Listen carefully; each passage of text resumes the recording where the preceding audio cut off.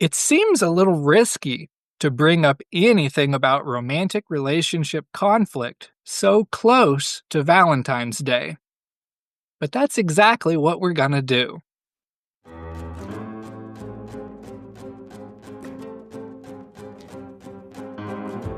Hello there, this is Bradley, and you're listening to Psych Everywhere, a podcast by Psychi, the International Honor Society in Psychology. For this show, distinguished guests weigh in on applying psychological science to a diverse range of current events and to better your life. Listen for free wherever you go for podcasts, or see the link in the show note for a written transcript of this episode.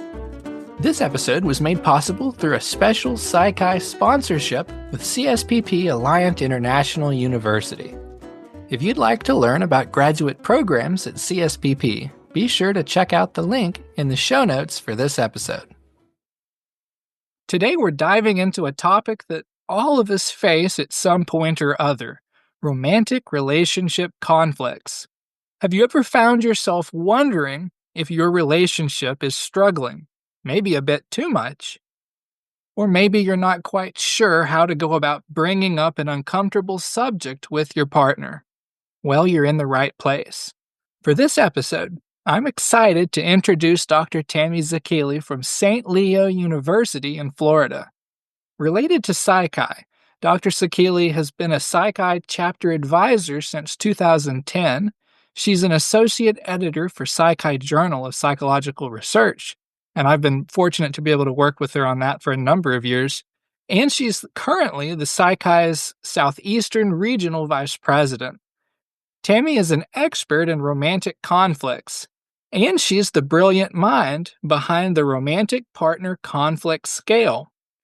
I'm sure she'll tell us all about it and answer some of our most burning questions about navigating romantic conflicts. Tammy, welcome to Psych Everywhere. Hey, Bradley. Thank you for having me today. So, could we start out and just sort of briefly describe your romantic partner conflict scale? What are those? I know there's 6 key factors that it kind of measures. Yeah. So, my romantic partner conflict scale I developed as my dissertation at Texas Tech University. And the factors that it measures is compromise, avoidance, separation, interactional reactivity, domination, and submission. When I have a romantic conflict, I think I don't ever want to deal with that again. But you've decided to really dive into this subject. So, what inspired you to do that and develop the scale? And what gap in the research did you hope to fill? Yeah. Sorry, 3 questions. Yeah, a lot of questions. That's okay. So I always joke with my husband that he was my inspiration for my conflict, but it's not really like that, although he'll probably say, sure, whatever. So when I was a grad student in my master's program, I did some research on psychological aggression in relationships as well as in the workplace. And then it was time for me to go to my PhD program. And I had the opportunity to work with Clyde and Susan Hendrick, which was completely amazing. But they typically did research on, love and respect and kind of all the happy aspects of relationships. So I remember sitting with Clyde and we were talking, and he's like, well, okay, we can probably do something more on conflict since you've been studying aggression. And I was like, oh, okay, cool. And so we started looking at the research, and we were struggling to find good measures. So my first goal was not to create a survey. I was just going to do some research on conflict. And we found an older scale from the 80s. And then we found a workplace conflict scale. And we thought, oh, well, maybe we can adapt this. So we talked to the author of that scale, and the author wanted us to pay a hefty amount of money in order to use that scale. And so Clyde said, hey, why don't we develop your own scale? And the Hendricks are known for developing scales. So Susan had done a measure of relationship satisfaction, and they had done the love attitude scale and the sexual attitude scale. So they had experience in that I didn't have yet. But I was like, cool, let's try it. So I went, like I said, I looked at the literature, tried to determine what was already out there. And I just started writing a bunch of items based on things that I'd read and like questioning other people about like, what do you do when you're in a conflict situation? And we wrote those items and we did our first study to see what we would come up with. We actually had 7 subscales to start with, but one of them didn't really work out as well. So we dropped that one and just kind of had the 6. Um, Having done the scale, I had no idea how long it would take or what process was involved. It took like years to do. So I always tell my students, I'm like, you're not going to develop your own measure for your, study in my classes because it takes years. We'll find something that's already been done. And so I tell them about my, experiences, and they're like, oh, okay, that's why we don't come up with our own questions and all of that. So it was an exciting process though. I learned a lot. And, like in terms of the gap to fill, I just felt like there were some decent measures out there already, but the one from the 80s, I think only had like 3 subscales. And then there was one that was more about like the demand withdrawal pattern in a relationship. And so I wanted to just kind of expand on what was already out there. Did I get all 3 questions? Yes. Okay. I wish more students knew that it's better to start out with using pre-established materials if you possibly can. I know in the journal we've seen several papers come through that it was a really cool novel idea, but they just didn't quite have the tool set yet and to Yeah, be able to pull those off because that is quite a task. it is Uh, quite a task. It's rewarding. It's very exciting, but it does take a lot of time and resources. And for undergrads, especially, if you just have a couple of semesters in a class to do research, or even one semester, you're not going to be able to accomplish all of that in that short amount of time. It just takes too much time. so you mentioned the 6 factors in your scale. Could you kind of tell us which ones maybe a couple might have the most or the least difficulty with? How do people do? Um, most people tend to say they use compromise the most because that's kind of the best case scenario. I don't think that's always the case though. I mean, I think we all want to think that, yeah, we compromise with our partner. Absolutely. But if we really think about it, we probably don't always compromise with our partner, especially if it's something that we feel very strongly about. We're probably not going to just easily give in. I think for some people, it really depends on the person, but I do feel like for some people, avoidance is just what they feel is easier for them because sometimes they don't want to confront their partner. They don't want to bring up a topic that they feel like's hard to talk about. And so it's just easier to just kind of move on and pretend like there's no problems. But then that can pile up and later create a larger conflict if they haven't, dealt with it. So I think, it does depend on the person. Compromise is the most common and the most constructive of the strategies, but our personality traits come into play. And so sometimes it's just, easier for us to do some of the other things instead. This episode was made possible through a Psychi sponsorship with the Alliant International University, California School of Professional Psychology. That's CSPP. Founded in 1969, CSPP was one of the nation's first independent schools of professional psychology. Today, CSPP continues its commitment to preparing the next generation of mental health professionals and advocates. Their dedication to ensuring every community's access to quality mental health care extends from integrated care to inclusive family therapy. Explore their programs at https://info.alliant.edu/partner-psychi. And of course, I'll put a link in the show notes for that as well. Well, certainly a researcher could use this scale to conduct another study. But let's think about with couples, because it's not exactly a clear, like a pass or a fail type test, right? So, how could couples, take it and use the information from it to improve their conflict resolution skills? That's a great question. So, when I first developed the scale, my hope was that not only would it be used in research, but maybe it could be used in couples therapy. To my like to my knowledge at this point. I'm not sure that it's ever been used that way. Huh. But I think that it definitely could be. And I feel like if it's kind of long in the amount of items right now. So I think if a therapist wanted to use it, they could probably reduce the number of items, especially because compromise has like 14 items. So I feel like we'd want to kind of give a briefer version if you were using it in a therapeutic setting. But I think you could bring the couples in. I think it would be important for them to identify their own strategies that they feel like they use the most often, but maybe also report on what they think their partner uses, because sometimes we perceive ourselves one way and our partner's perceiving it a different Mm. way. So I think just bringing awareness of, well, I think I'm compromising. And the other partner's like, no, you really dominate everything. You're really telling me what I'm supposed to do. That's not really compromise. And so, yeah, that could be some tough conversations to have. So maybe having that therapist there or a counselor to provide guidance would be useful. But I think we can all benefit from just that awareness of like, well, what am I doing? What is my partner doing? And are we making the situation easier for each other, or are we making it, more difficult? So when there's a conflict, is it ever not the guy's fault? What do you Kidding. mean? Not there. Kidding. It could be either of one's fault. But more seriously, how do men and women tend to handle a romantic partner conflict differently? So I think one thing that we sometimes see, not always, but sometimes we see with that domination and submission, kind of like the demand withdrawal pattern as well, that the woman might be more likely to try to dominate and push for certain things. And sometimes the man is actually more likely to kind of be the more submissive role of like, okay, fine, just whatever.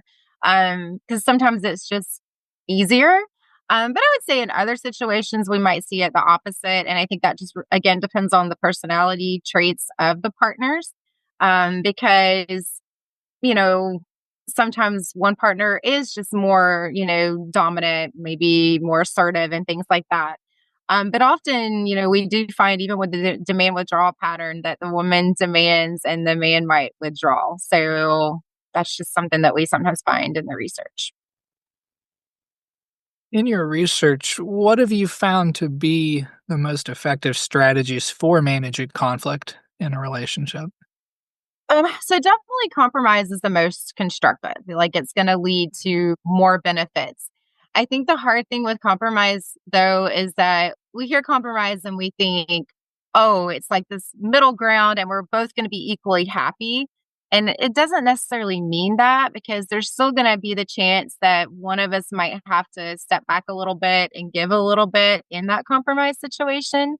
Um, Often it's the best case scenario though, because you're at least both agreeing that this is the way we want things to go. Even if one of us is like, I'd really prefer it to be this way, but I understand why you want it this other way. So I'm going to give a little. Separation can also be constructive as long as it's done correctly. So separation is where we step back and cool off for a minute before we go back and talk about the conflict issue. And so with separation, one of the healthy ways is that if we're cooling off and we're taking a step back, then hopefully we're not saying something we don't mean to say. Because sometimes in the conflict situation, depending on the people involved, they could get very heated. They could get very upset. And sometimes we say things that maybe we didn't mean to say that, right? So if I'm realizing, hey, I'm getting to that point where I'm like, I'm not feeling very good about this. I'm getting really upset. I'm getting really frustrated. Then maybe I step back. I'm like, I walk away, I cool off. But what makes it healthier than avoidance is that I do come back later. Avoidance is like, I'm just pretending it doesn't exist and I'm just kind of going on with my life. My husband, I always would joke with him that I would step away and cool off, but he wouldn't come back and check on me. And he'd be like, well, I thought you were like, you didn't want me to check on you. I'm like, no, we've been together. You should know to come check on me. And so sometimes we have to be clear with what we expect in the given situation and not just expect our partner to know, hey, it's time to check in on you because you stepped away. And maybe we need to be the one to step up and be like, okay, now I'm ready. I don't think I would take the romantic conflict scale on Valentine's Day. I know a lot of people are looking for an idea of what to do, and I don't think I would do it the night before that. But, in all seriousness, what are good ways to go about bringing up conflict or conversations like this with people? When should we do that? Um, you know, I feel like yeah, you're right about Valentine's Day. Let's let that be a good day. Um, I feel like anytime that you feel concerned with something that's happening in the relationship. So I think sometimes we just keep, like I said earlier, like kind of bottling things up and not want to talk about it, and then it blows up. So when we start recognizing that something doesn't feel right, I don't like how things are going, it's better just to kind of be upfront and have that conversation then rather than like waiting. So sometimes we do want to kind of look at the situation. So let's say our kids are in the room and maybe that's not the best time to bring up that topic. So we do wait a little bit, but we definitely don't want to wait too long. Cause I know like with me, if I start waiting too long, I start thinking about other things related to that. And then you start thinking about past things that have happened and it just kind of starts snowballing. And then now I've got to that point where I waited too long and now I'm bringing up all these different things that maybe aren't relevant, but I've been upset and I've now got to the point that I'm just blowing up and telling you all of this. So I think you have to do it in a timely enough manner. But think about who your audience is. Like if there are people around, maybe you want to start a major conflict with your kids around or your family around or anything like that, but still do it in a timely manner. Like don't wait too long to bring up things that are important to you that you want to talk about. In your research, what have you found to be the most effective strategies for managing conflict in romantic relationships? Yes, I think we kind of talked about it with the compromise using that strategy. And really to kind of expand on that, when we think about compromise and then we think about conflict in general, communication, I always tell everybody you have to communicate with your partner. And so anytime that we're communicating effectively with our partner, that's going to help us with that conflict issue. And that means, being honest with our partner and, not saying bad things, not being negative, not putting our partner down, and apologizing when we do something wrong. There's a lot of pieces of that communication, being respectful of each other that are really important. That when we are in conflict with each other, if we can do those things, that we can effectively communicate, be respectful, that's going to help us through the process. Because, yeah, I mean, depending on what the issue is, we might feel a little bit angry. We might feel a little bit frustrated, but we need to listen. We need to listen to our partner, and the hope is our partner listens to us as well. What advice would you give to couples who find themselves frequently engaging in destructive conflict behaviors?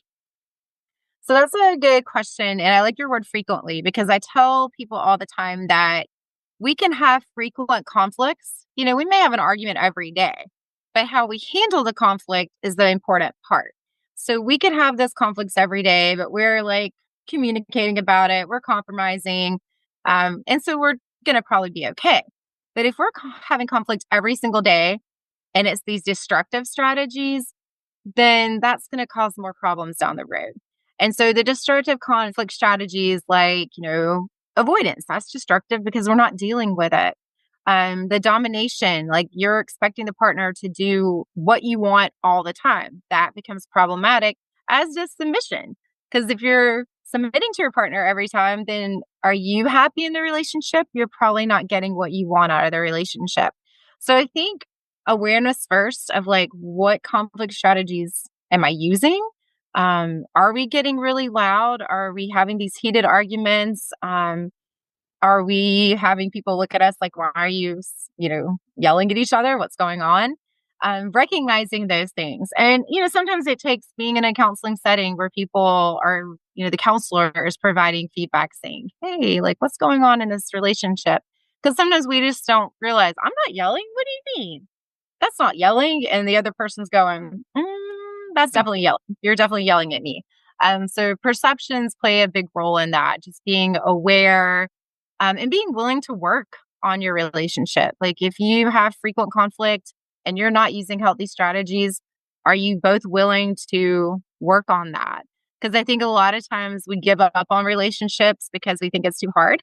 And sometimes it just takes like stepping back and evaluating things and trying to work through them. Last question. How do you know when it's time to take a break and maybe return to a conflict later? I think mostly the feelings that you're having kind of like inside, like what are you feeling at that moment? And maybe also reading your partner's expressions of like what are they seeming to be feeling at that moment? Because again, a lot of the times we get too angry and then that's when we're saying the things that, okay, maybe I shouldn't have said that, but I did. And so if you kind of feel like, your heart starts racing a little bit, you feel a little heated, that would definitely give you the indication that, hey, maybe I need to step back, or your partner starts getting really loud, or they seem very like stressed and heated. Maybe you need to tell them, hey, let's take a step back. Because it could be that you feel okay continuing the conversation, but maybe you're recognizing that they're having a hard time. And so maybe you need to ask them if they want to take a break and come back later. The key is really to come back later, though. If you take that moment to cool off, to gather your thoughts, you still need to plan to come back later and discuss it further. And then that's where the compromise can come in, however that may look for a given situation. Again, understanding that when you compromise, you each might have to give a little to reach that middle ground. Well, I think a question about taking a break is a perfect place to end it, I guess. But I don't want to leave you hanging. So maybe at some point I'll check in with you after this conversation, see how you're doing, and maybe we could do another episode on more relationship conflicts. You think? Yeah, It sounds fun to me. sounds good. Yeah. Well, I really appreciate it. I thought this was very interesting and timely. Yeah. Thank you for the opportunity. Anytime.